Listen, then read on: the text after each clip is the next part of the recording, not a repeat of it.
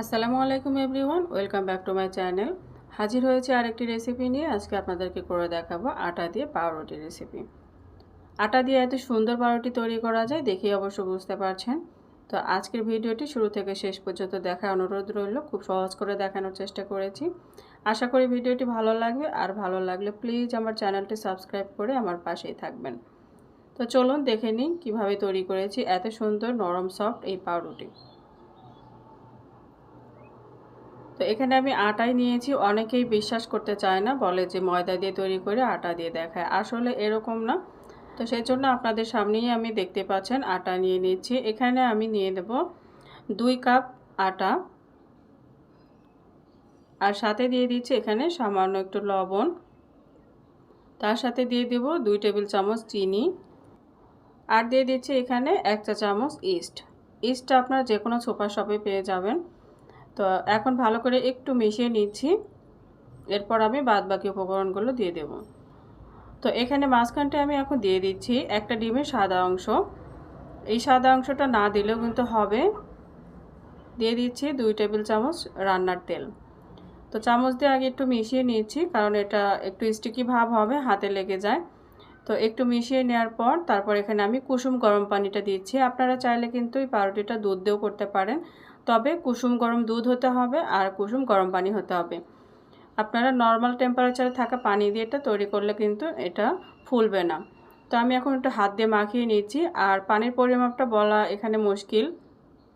এখানে অল্প অল্প করে দিয়ে একটা নরম একটা ডো তৈরি করতে হবে। এই যে দেখতে পাচ্ছেন, এটা প্রথম পর্যায়ে হাতে অনেকটাই লেগে যাবে। তারপরে এটা ভালোভাবে মাখাতে মাখাতে তখন দেখবেন যে হাত থেকে আস্তে আস্তে ছেড়ে দিবে, আর অনেকটা সফটও হয়ে যাবে। তো এটা সময় নিয়ে একটু মাখাতে হবে। আমি 5 থেকে 6 মিনিট মতো মাখিয়ে নিয়েছি, আর এখন দেখতে পাচ্ছেন অনেকটা সফট হয়ে গিয়েছে।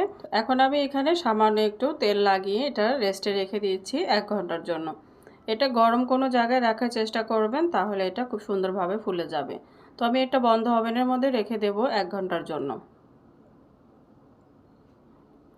তো 1 ঘন্টা পর এই যে দেখুন কতটা পরিমাণ ফুলেছে, যে আমার যে প্লেট দিয়ে আমি ঢেকে রেখেছিলাম সেটাই উঁচু হয়ে গিয়েছিল। তো এখন আমি ভিতরে বাতাসগুলো বের করে দিচ্ছি, আর ভালো করে আরেকটু মুথে নেব। আর পাউরুটিটা তৈরি করা কিন্তু খুবই সহজ। একটু সময় নিয়ে আপনারা কাজের ফাঁকে ফাঁকে এভাবে ডোটা মেখে রেখে দিয়ে পাউরুটিটা তৈরি করে নিতে পারেন। এখন আমি সামান্য আটা ছিটিয়ে দিয়েছি এখানে, আর আমি ডোটা একটু বেলে নেব। তো একটু মাখিয়ে নিয়ে তারপর এটা আমি 2 হাত দিয়ে একটু গোল করে নিচ্ছি। তো আরেকটু আটা দিয়ে এখন আমি একটু বেলে নেব মোটা করে। তো দেখতে পাচ্ছেন কতটা সফট হয়েছে। তো বেলুন দিয়ে এখন আমি কিছুটা বেলে নেব, আর এটা কিন্তু একটু মোটাই হবে, খুব বেশি পাতলা করার দরকার নেই।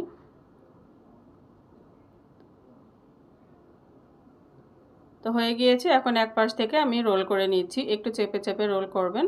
ফাঁকা থাকলেও কিন্তু পাউরুটিটা বেশি ভিতরে ফাঁকা থেকে যাবে। তো আর উপরের এই পাশটা আমি হাত দিয়ে চেপে চেপে একদম সিল করে দিচ্ছি।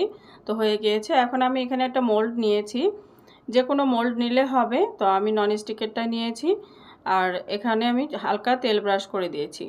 তো ডোটা দিয়ে দিচ্ছি, আর দিয়ে কিন্তু এটা আমি আবারও 1 ঘন্টার জন্য রেস্টে রেখে দিচ্ছি।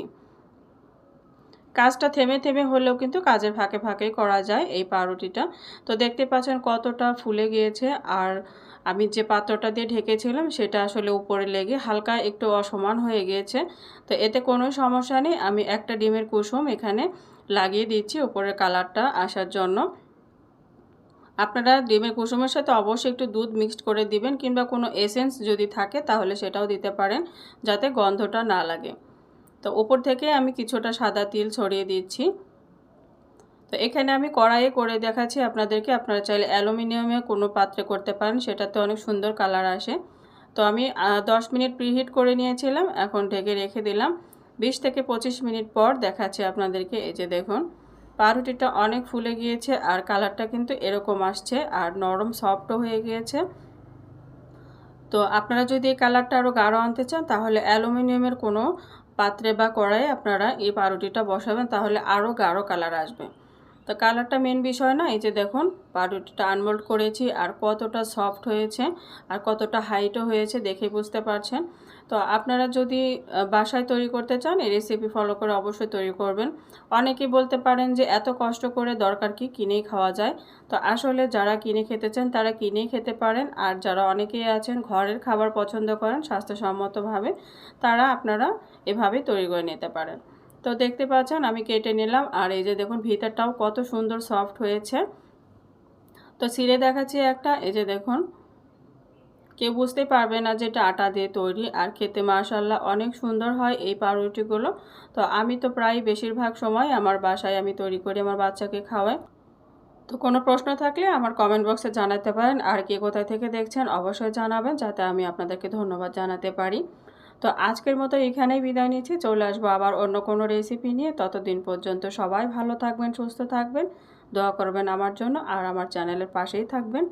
ধন্যবাদ। আসসালামু আলাইকুম।